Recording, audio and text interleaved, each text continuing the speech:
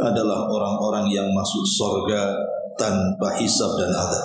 Kemarin kita sudah menjelaskan satu dalil Al-Quran, maka pengarang mencantumkan satu dalil dari hadis Nabi SAW yang cukup panjang, hadis daripada Husain ibnu Abdurrahman.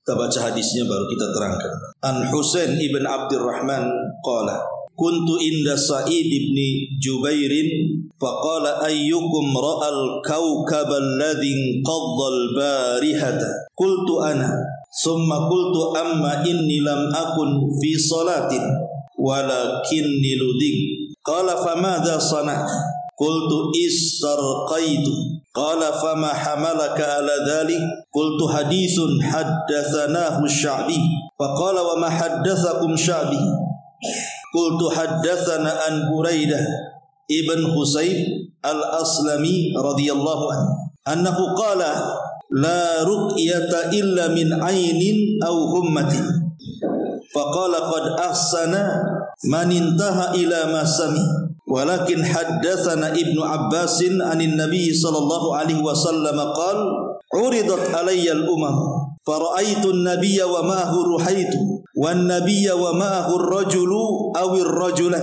wan nabiy wa laysa ma'ahu ahad id rufi'a li sawadun 'azim fadhanantu annakum ummati faqila li hadha Musa alaihi salam wa qaumuhu walakin unzur ila al-ufuq fanadhartu fa idha sawadun 'azimun faqila li unzur ila al-ufuq al-akhar fa idha sawadun 'azim faqila li hadhihi ummatuka wa ma'ahum 70,000 yadkhuluna al-jannata bighairi hisabin wala adab thumma nahadha fadakhala manzilah fakhadha an-nas fi ulaika alladhina yadkhuluna al-janna bighairi hisabin wala adab faqala ba'duhum fala'allahum alladhina sahibu Rasulullah sallallahu alaihi wasallam faqala ba'duhum fala'allahum alladhina wulidu fil Islam wa lam yushriku billahi wa dhikru asya فخرج عليهم رسول الله صلى الله عليه وسلم فقال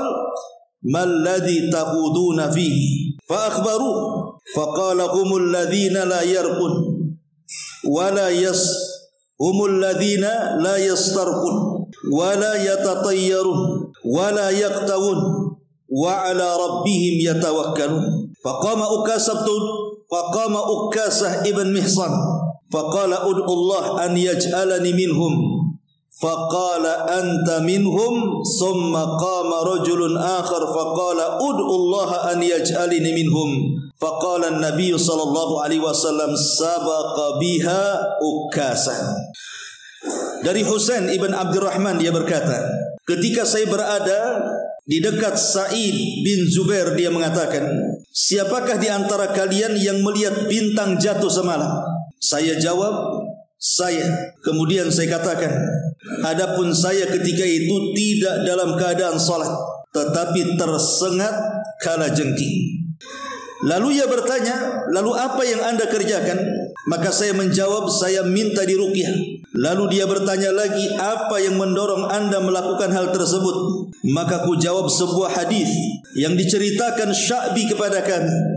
Ia bertanya lagi, apakah hadis yang diceritakan Sya'bi kepada anda itu? Maka saya katakan, dia menceritakan hadis itu dari Buraidah ibn Husayb.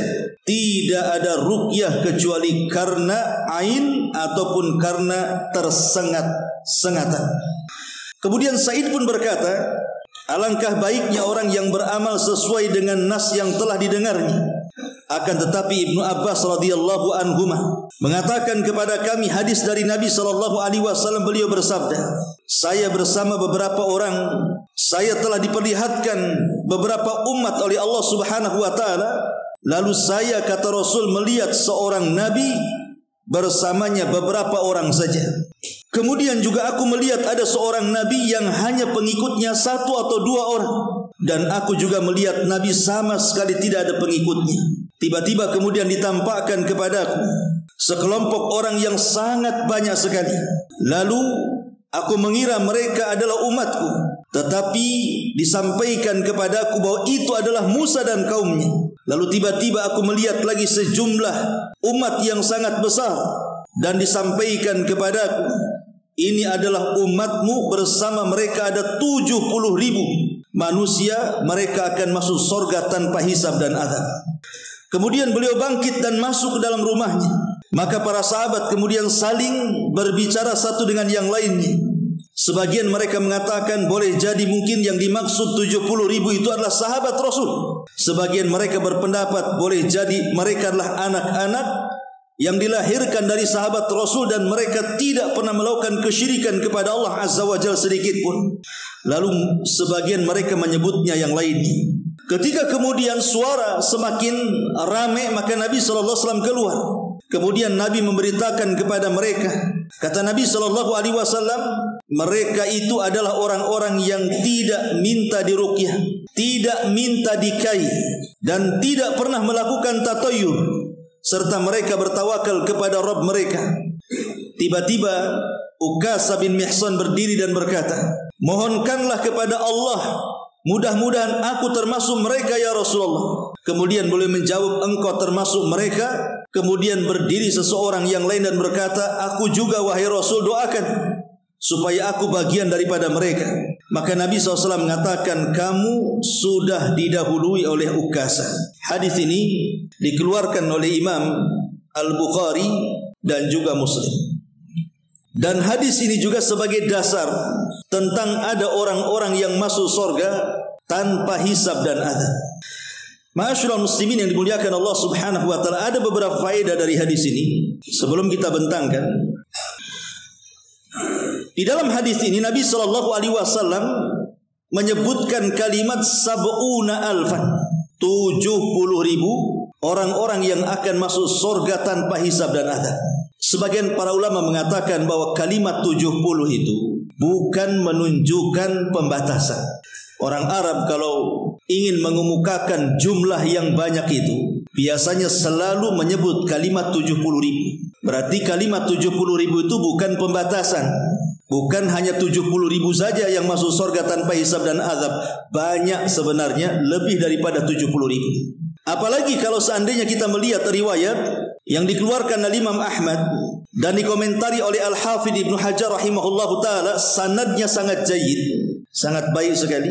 Jadi Nabi SAW mengatakan, fastajdadtu rabbi fazadani ma'a kulli alfin sab'ina alfa. Kata Nabi SAW, maka saya meminta tambahan kepada Rabbku. Kemudian Allah memberi saya tambahan, di mana setiap 1.000 orang akan membawa 70.000 orang lagi. Berarti berapa? Kalau dalam hadis yang pertama 70.000 orang yang masuk surga tanpa hisab dan azab.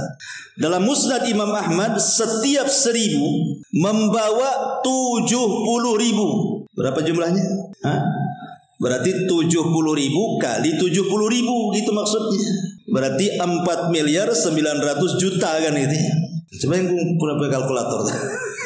Ya mungkin begitulah ya. Ya kalau 70.000 kali 70.000 ya 4 miliar lebih lah kan begitu. Ini kalau kita dikalkulasi semuanya. Kalau kita gabungkan antara riwayat Bukhari Muslim dengan riwayat yang ada dalam Musnad Imam Ahmad. Tapi kalau mengikut pendapat yang mengatakan bahwa kalimat 70 sab'una alfan itu bukan al-ibratu laisa birraqmi, bahwa ibrah itu bukan dengan angka, tapi itu istilah orang Arab mengemukakan sebuah yang banyak itu, mengistilahkan kalimat 70.000. Artinya tidak terbatas. Okelah kalau seandainya kita mengambil dua riwayat ini, bahwa yang masuk surga tanpa hisab dan azab itu 70.000 berdasarkan riwayat Bukhari Muslim. Kemudian masing-masing 1.000 membawa 70.000 lagi berdasarkan riwayat Musnad Imam Ahmad, berarti 4 miliar ke atas.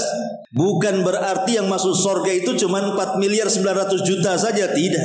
Yang masuk surga itu banyak.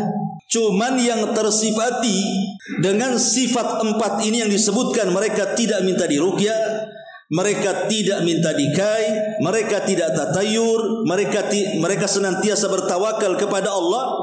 Ya jumlahnya hanya 70.000, setiap 1.000 membawa 70.000 yang lainnya.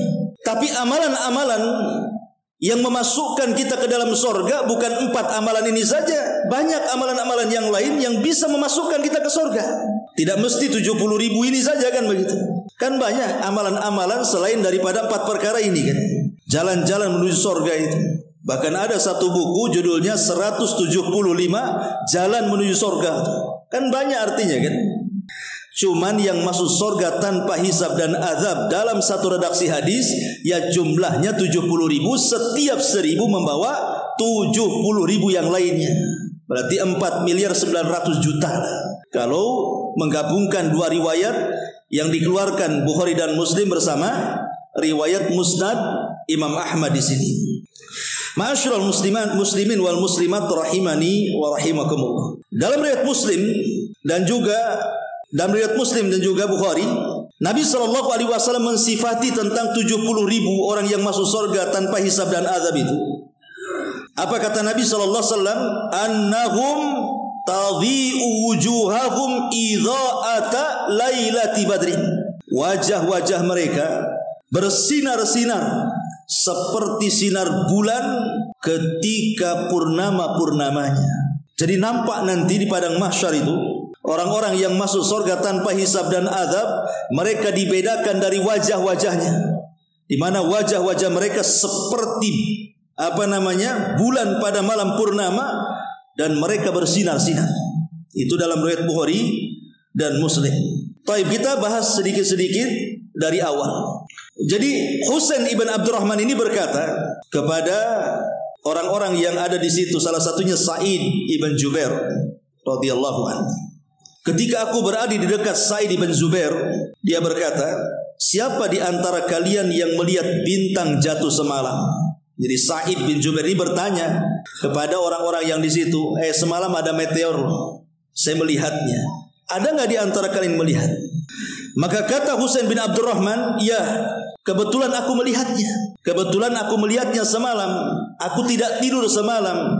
Tetapi aku tidak tidur bukan karena sholat, tapi aku tidak tidur karena tersengat kalajengking. Lihat bagaimana ibarat ulama salaf di sini mengajarkan keikhlasan. Ya. Karena dia langsung menerangkan bahwa semalam saya tidak tidur itu bukan karena sholat. Nanti nyangkanya orang-orang yang mendengar bahwa dia mengatakan saya tidak tidur itu seolah-olah dia sedang sholat malam tahajud. Maka dia jelaskan, tidak, aku tersengat kalajengking. Dia hendak menutup pintu ria. Begitu para sahabat. Ya.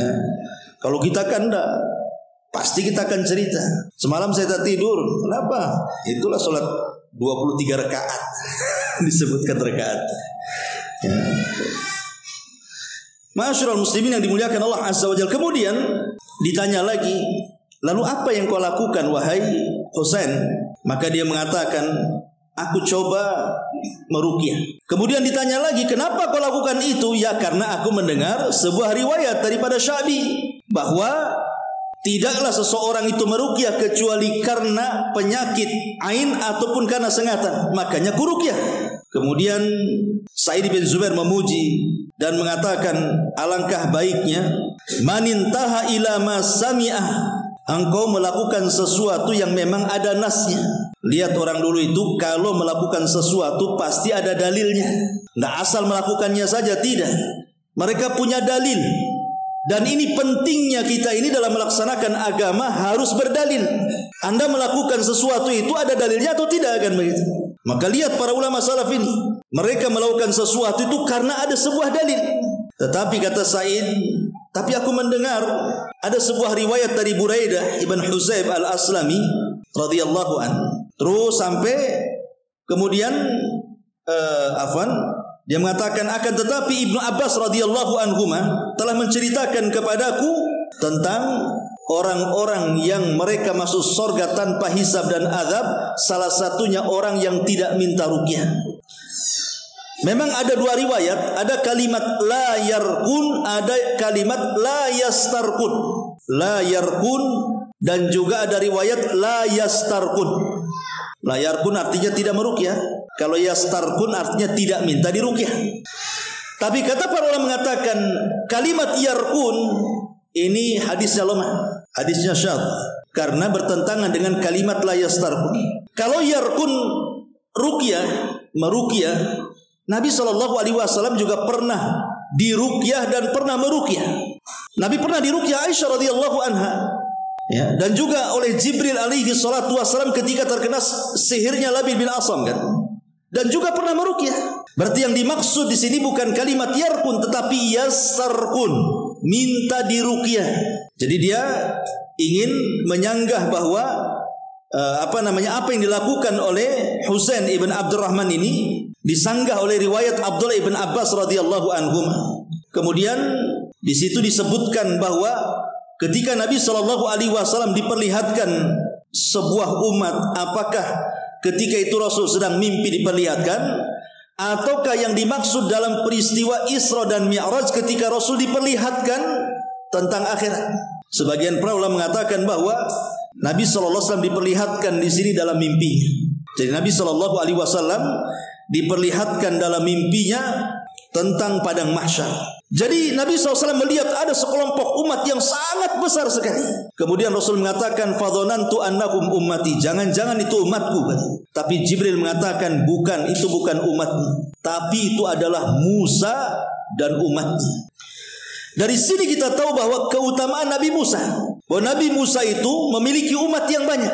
Wajar, karena Nabi Musa alaihi salatu wasallam sendiri adalah bukan hanya ulul azmi minar rusul, dia adalah kalimur rahman, dan diturunkan kepada Musa alaihi salatu wasallam kitab Taurat yang merupakan kitab induk dari kitab-kitab Bani Israel. Semua Bani Israel itu menginduk kepada Taurat, sampai pun ketika Isa diutus turun kemudian Injil, tetap saja induknya kepada Taurat, ya. Jadi memang itu kitab induknya Bani Israel, Taurat itu.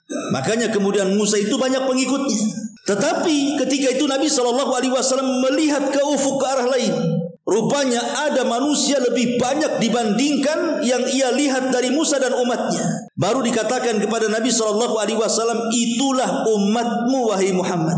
Dari sini kita katakan bahwa umat Islam jauh lebih banyak dibandingkan umat Nabi Musa. Makanya 2/3 penduduk surga itu umat Islam, umat Nabi SAW.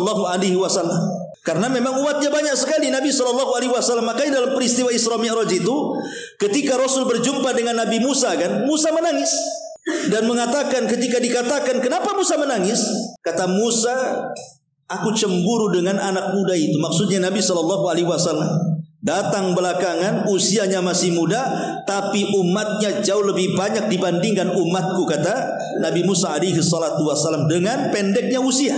Tapi Nabi SAW mendapatkan umat terbanyak.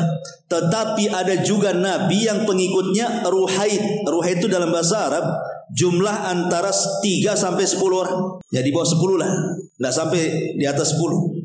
Tapi ada juga Nabi pengikutnya cuma 2. Tapi ada juga Nabi pengikutnya cuma 1. Ada juga Nabi yang tidak punya pengikut. Dari sini kita tahu bahwa keberhasilan dakwah itu bukan karena banyaknya pengikut, tapi keberhasilan dakwah itu berhasilnya seseorang menyampaikan kebenaran. Kata para ulama, berhasilnya dakwah bukan karena banyaknya pengikut, tapi berhasilnya dakwah itu karena kita sanggup menyampaikan kebenaran. Kalaupun tidak ada yang mengikut dia, maka dia bersama kebenaran berdua, dan tetap dikatakan jamaah. Al jama'atu ma wafaqal haq wa in kunta wahda. Jamaah itu apabila Anda bercocok dengan kebenaran walaupun engkau sendirian. Taib ma'asyiral muslimin yang dimuliakan Allah Azza wa Jalla, kita masuk pada poinnya. Jadi ketika Nabi SAW melihat ada umat itu sebanyak 70.000 orang yang masuk surga tanpa hisab dan azab, dan setiap 1.000 membawa 70.000 ya dalam Musnad Imam Ahmad itu. Siapa mereka itu? Pertama, mereka adalah orang-orang la yastarqun, tidak minta diruqyah. Orang-orang yang tidak minta diruqyah. Al-Imam Ibn Utsaimin rahimahullahu ta'ala pernah ditanya, bagaimana kalau seandainya dulu antum pernah minta diruqyah? Karena antum tidak tahu hukumnya. Kemudian setelah tahu penjelasannya bahwa orang yang minta diruqyah itu akan dikeluarkan dari 70.000 orang yang masuk surga tanpa hisab dan azab, kemudian antum tobat dan antum berjanji untuk tidak minta diruqyah lagi. Adapun dulu antum minta diruqyah karena tidak tahu, apakah antum masih digolongkan kepada 70.000 orang yang masuk surga tanpa hisab dan adab? Maka jawaban Syekh Utsaimin rahimahullahu taala mengatakan, insyaallah masih termasuk, wal ilmu indallah, tapi ilmunya di sisi Allah Subhanahu wa taala. Karena kebenarannya baru tahu sekarang kan begitu. Kalau dulu ketika minta diruqyah kan memang belum paham. Ya. Ada juga yang mengatakan seperti fatwanya Syekh bin Baz rahimahullahu taala. Beliau mengatakan bahwa yang dimaksud orang-orang yang minta diruqyah di situ yang tidak akan masuk kepada 70.000 orang yang masuk surga tanpa hisab dan azab itu. Maksudnya adalah orang-orang yang mereka tidak berhajat sama sekali untuk diruqyah kemudian minta ruqyah. Tapi kalau seandainya ada hajat, umpamanya antum terkena sihir atau terkena penyakit dan tidak ada cara pengobatan kecuali dengan ruqyah dan harus minta diruqyah, maka ini tidak termasuk pada orang-orang yang dikeluarkan dari 70 orang yang masuk surga tanpa hisab dan azab. Saya ulangi, kalau seandainya Anda atau antum dapat penyakit dan penyakit ini tidak bisa disembuhkan kecuali dengan ruqyah dan harus meminta ruqyah, maka orang seperti ini tidak terkeluar dari 70.000 orang yang masuk surga tanpa hisab dan azab. Ini juga pendapat ulama yang lain. Pendapat yang lainnya mengatakan, yang dimaksud minta diruqyah itu artinya sebelum terkena penyakit. Pamannya antum datang ke saya, Ustaz, tolong ruqyah saya. Takut saya kalau tidak diruqyah kena santet. Padahal antum belum kena santet, cuman jaga-jaga saja. Nah, bahasanya ya, jaga-jaga. Tolong ruqyah saya Ustaz. Ya, siapa tahu ada yang nyakiti saya, yang nyihir saya. Ini yang dimaksud tak boleh di sini. Karena penyakitnya belum ada, dia minta diruqyah. Tapi kalau dia sudah terkena penyakit dan tidak ada obatnya kecuali dengan ruqyah, mau diapakan lagi? Terpaksa dia minta ruqyah. Dan ini tidak terkeluar dari 70.000 orang yang masuk surga tanpa hisab dan azab. Ada juga yang berpendapat seperti itu. Ada juga yang mengatakan bahwa orang yang minta diruqyah itu maksudnya bukan ruqyah syar'iyah, tapi yang dimaksud ruqyah ghairi syar'i, ruqyah yang bukan syar'i. Adapun ruqyah yang syar'i tidak ada masalah. Ada juga yang mengatakan seperti itu. Tetapi ada juga yang memahami secara zahir tekstual hadis. Yang jelas tidak boleh minta ruqyah. Zahirnya seperti itu kan? Orang-orang yang terkeluar dari 70.000 orang yang masuk surga tanpa hisab dan azab itu adalah orang yang tidak minta ruqyah. Ya sudah, jangan minta ruqyah. Walaupun kita kena penyakit nih, kita ingat hadis tersebut. Sudahlah, saya sabar aja. Saya akan berdoa kepada Allah, saya akan ruqyah mandiri saja. Dan ulama mengatakan kondisinya yang seperti ini lebih utama. Ya. Ma'asyiral muslimin yang dimuliakan Allah Azza wa Jal, karena beda kalau seandainya begini, ada orang yang datang ke kita hendak meruqyah. Ini kan ada 3 kategori nih. Umpamanya saya datang ke antum mau meruqyah antum. Satu, ada orang yang antum minta ruqyah kepada saya. Terpaksa saya datang kepada antum kan.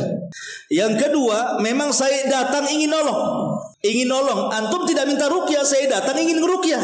Jadi yang pertama antum telepon saya, Ustaz datang kemari, ruqyah saya. Ini satu. Yang kedua, saya dengar antum sakit, saya datang ingin meruqyah antum. Yang ketiga, saya datang kepada antum, tiba-tiba antum mengatakan pergilah Ustaz katanya. Nanti saya tidak masuk pula di 70.000 orang yang masuk surga tanpa hisab dan azab ini. Berarti ada 3 kelompok nih. Itu ya. Yang pertama jelas bahwa antum meminta ruqyah masuk pada hadis ini secara zahirnya. Kenapa orang yang minta ruqyah itu tidak masuk pada orang-orang yang masuk surga tanpa hisab dan azab? Pertama, karena dikhawatirkan ada ketergantungan antara pasien dan peruqyah, dan itu mengurangi tawakal. Dan meminta sesuatu kepada orang itu bentuk kerendahan. Ya. Berarti antum berhajat kepada orang kan? Kita merendahkan diri di hadapan orang sehingga harus minta. Dan merendahkan diri kepada orang ini mengurangi tawakal. Karena begini nih, seandainya antum minta diruqyah, betul-betul saya ruqyah, kok enggak sembuh-sembuh? Ustadznya enggak beres. Ustadznya belah disalahkan. Ustadznya enggak beres tuh katanya. Jangan-jangan dia kurang bertakwa pula, enggak manjur bacanya. Atau sebaliknya kok langsung sembuh. Masya Allah, memanglah Ustadz nih Nengok ustaz belum ngomong setan dah lari. Akhirnya apa? Ada ketergantungan di situ kan. Serba salah, sembuh salah, tak sembuh salah jadinya kan. Komentar orang itu. Nah dari sini karena orang sakit itu biasanya dekat dengan setan tuh, ngasih was-was terus. Dari sinilah karena ada pengaruh kepada tawakal bisa mengurangi kesempurnaan tawakal. Sebab itulah kemudian terkeluar dari 70.000 orang yang masuk surga tanpa hisab dan adab. Secara zahir hadis yang kita baca ini. Ma'asyiral muslimin yang dimuliakan Allah Subhanahu wa taala. Adapun yang kedua, ana datang sendiri kepada antum. Ana dengar antum sakit, ana datanglah. Kemudian saya ruqyah, saya tawari, saya ruqyah aja lah antum lah. Ini tidak ada masalah. Tidak masuk dalam hadis ini. Ya, karena orang datang sendiri mau ngeruqyah kita kan. Kita tidak minta dia datang sendiri. Artinya dia hendak berbuat baik kepada kita tuh. Ya kita hargailah berbuat baik dia kepada kita. Kemudian yang ketiga, kita usir dia. Ngapain kau datang ruqyah saya? Pergi kau dari sini. Tidak boleh. Antum tidak boleh ngusir-ngusir orang yang memuruqyah antum. Alhamdulillah ada orang yang memuruqyah antum, kecuali yang datang dukun. Kalau datang Abu Meron, ngapain antum pula ngusir saya? Nggak boleh, karena itu menyelisih sunnah. Dia mau datang kok sama antum, mau ngeruqyah antum kan itu. Ma'asyiral muslimin yang dimuliakan Allah Subhanahu wa taala. Ini diantara 3 kategori yang disebutkan para ulama. Tetapi yang harus dipahami soal ruqyah ini, kita sering mendengar bahwa syarat ruqyah kan jelas ya, bahwa harus dari kalam Allah, maksudnya Al-Quran, dari nama-namanya, dari sifat-sifatnya yang maksur. Kemudian yang kedua, harus jelas maknanya, berbahasa Arab. Kemudian juga tidak diyakini bahwa ruqyah itu mempengaruhi secara zatnya. Dia yakin yang mempengaruhi itu Allah Subhanahu wa taala. Ini syarat ruqyah ya. Adapun ma'asyiral muslimin yang dimuliakan Allah Azza wa Jalla, ruqyah itu akan sangat berpengaruh baik kepada orang yang meruqyah atau kepada orang yang diruqyah. Apa saja syarat-syaratnya? Disebutkan oleh para ulama di sini supaya ruqyah itu memiliki pengaruh gitu ya. Yang pertama, kepada yang akan diruqyah, al-muhafadzatu ala adhkaris sabahi wal masa wa qira'atu ayatil kursi wa suratul ikhlasi wa muawwadzataini akba kulli salatin wa inda naumin wa qira'atil ayataini min akhir suratil baqarati kulla lailatin. Jadi sebelum antum diruqyah, maka biasakan meruqyah mandiri. Dengan cara apa ruqyah mandiri itu? Baca zikir pagi, baca zikir petang, baca ayat kursi, baca surah Al-Ikhlas, baca muawwidhataini, qul a'udzu birabbil falaq dan qul a'udzu birabbin nas sebelum tidur, dan baca juga 2 ayat akhir surah Al-Baqarah. Ini namanya ruqyah mandiri. Kita ruqyah mandiri dulu. Kemudian baru kalau sudah meruqyah mandiri juga kurang ada pengaruhnya. Kemudian ada orang yang datang hendak meruqyah atau kita minta ruqyah karena sebuah penyakit, maka pertama yang harus dipahami salamatul i'tiqad. Antum harus selamatkan keyakinan. Menyelamatkan keyakinan tadi, jangan meyakini bahwa yang mendatangkan obat itu peruqyah. Antum harus ingat Allah yang mengobati semuanya. Ruqyah itu wasilah dan sebab saja. Yang kedua, antum perbaiki amal hati. Perbaiki amal hati dari hasad, dari dengki, dari macam-macam lah kan begitu. Kemudian juga yang ketiga, pasang keikhlasan kepada Allah Azza wa Jalla. Kemudian juga yang keempat, sidqut tawakkul ala Allah, berusaha untuk menguatkan tawakal kepada Allah Azza wa Jalla. Kemudian juga i'tiqad talibir ruqyati anna naf'a wa dhurra biyadillah. Ingat keyakinan meminta ruqyah itu bahwa manfaat dan madarat tetap di tangan Allah Azza wa Jalla. Kemudian yang selanjutnya al-iqbal 'ala Allah ma'at taubah. Sebelum diruqyah bertobat kepada Allah Subhanahu wa taala. Wat takhallus minal ma'asi wal atham. Kemudian berusaha meninggalkan maksiat dan dosa dan juga kezaliman kepada orang lain. Kemudian juga al-amalu bil Qur'anil Karim. Biasakan membaca Al-Quran dan mengamalkannya. Dan yang terakhir ad-du'a, senantiasa berdoa kepada Allah bahwa kesembuhan itu hanya mutlak milik Allah Subhanahu wa taala. Ini yang pertama dari segi yang diruqyah. Adapun yang meruqyah, an yakuna khalisan, yang meruqyah itu harus ikhlas. Pertanyaannya, macam mana dengan tukang ruqyah itu yang jadi profesi? Ikhlas enggak? Kan ada sekarang ini kan ruqyah center atau apa gitu kan, yang ada bandrolnya satu ayat sekian juta, satu jin sekian rupiah kan itu. Kan repot juga, berarti dia meruqyah itu sudah bukan acara. Gimana Ustadz mengetahui dia ikhlas atau enggak ikhlas? Undang dia, jangan kasih apa-apa. Gitu. Nanti besok diundang lagi, malas enggak dia? Coba 3 kali undang, jadi kasih apa-apa gitu. Nah, nampak tuh nanti ikhlas enggak ikhlasnya tuh. Takutnya dia berpikir, oh mungkin bayarannya nunggu 3 kali ruqyah. Lain lagi, itu kita enggak tahu keikhlasan orang kan itu. Yang jelas bahwa kita tahulah orang ikhlas gak ikhlas kan, antum paham peruqyah itu kan. Orang ini ikhlas, mungkin kawan antum dan begitu seterusnya. Masalahnya kalau tadi ya sudah bandrol harga ini gimana? Kemudian yang kedua, ruqyah itu syariat bukan tajarrub. Ruqyah itu syariat bukan praktek. Coba-coba enggak boleh. Coba-cobalah, mudah-mudahan sembuh. Jangan coba-coba. Ini syariat. Ya. Quran yang dibaca. Jadi harus yakin di situ, bukan coba-coba kan begitu ya.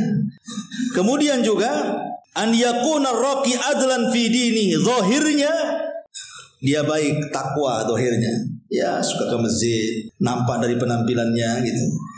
Kemudian juga an ya'tiqida raqi annallaha huwa syafi.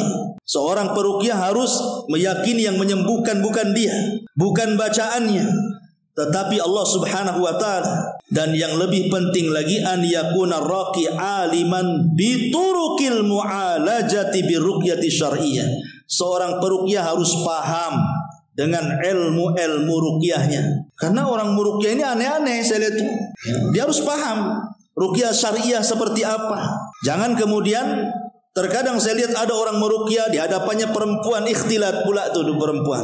Pegang-pegang dia, ini gimana? Mengusir jin, dia pula jadi jin. Ma'asyiral muslimin yang dimuliakan Allah Azza wa Jalla.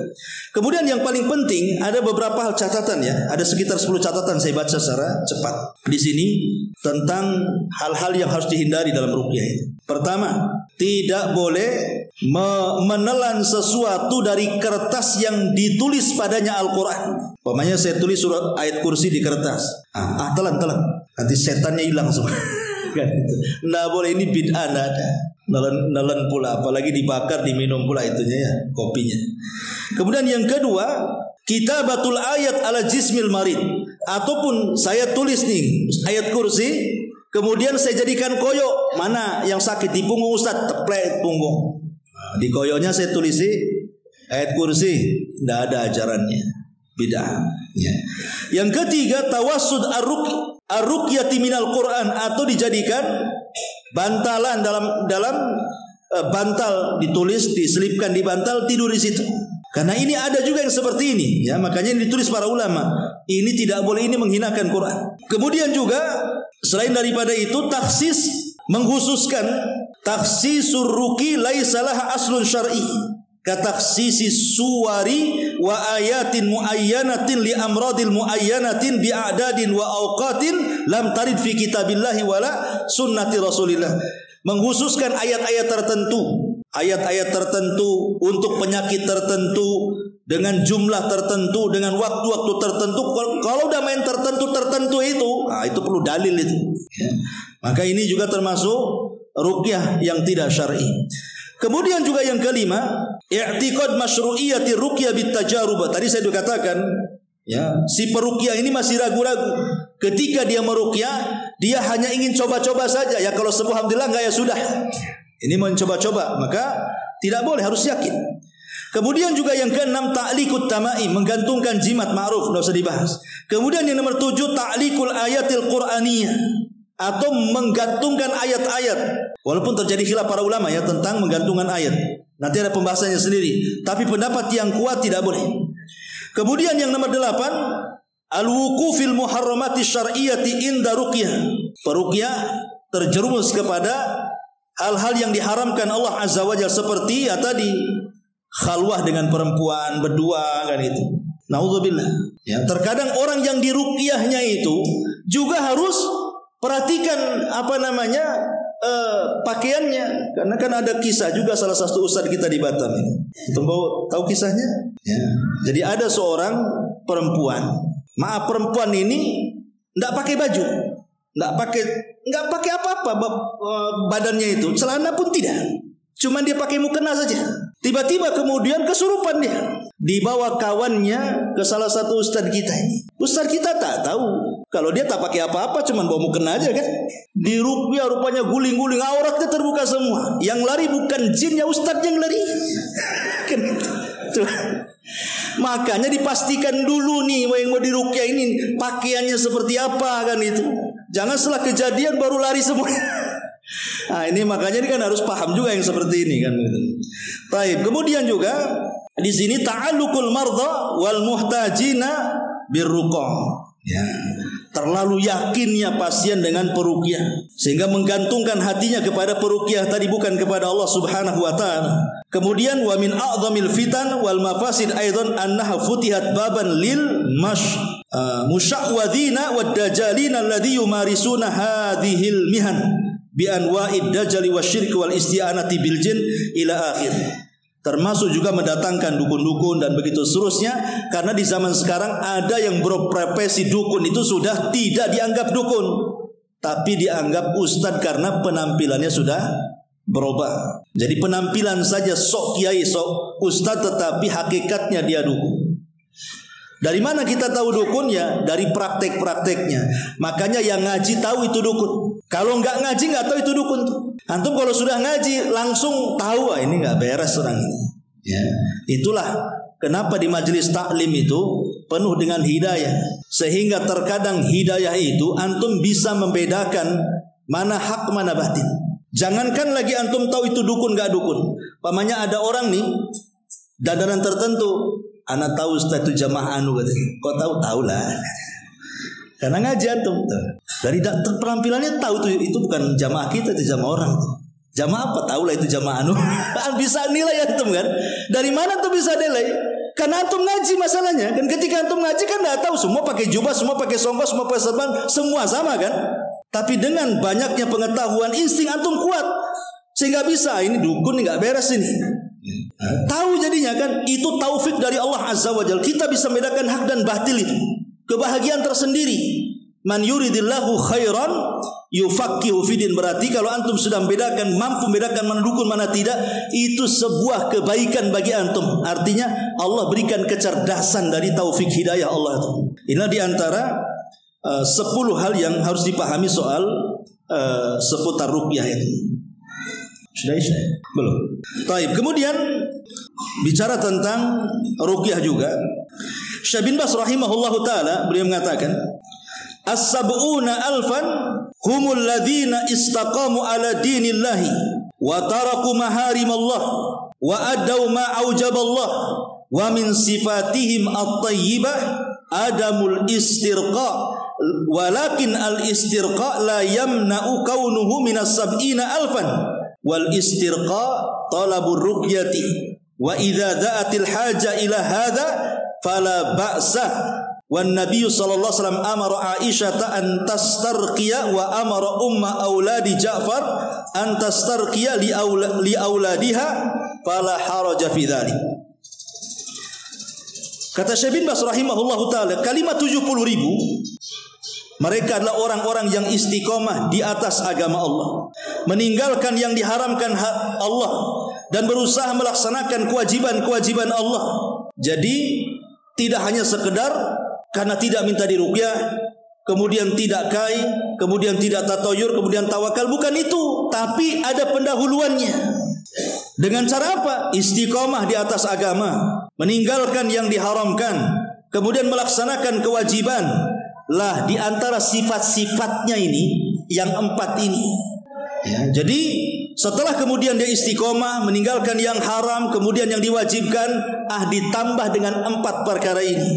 Tidak minta diruqyah, tidak minta dikai, tidak tatoyur, dan juga senantiasa bertawakal kepada Allah Subhanahu wa taala. Insyaallah kita lanjut.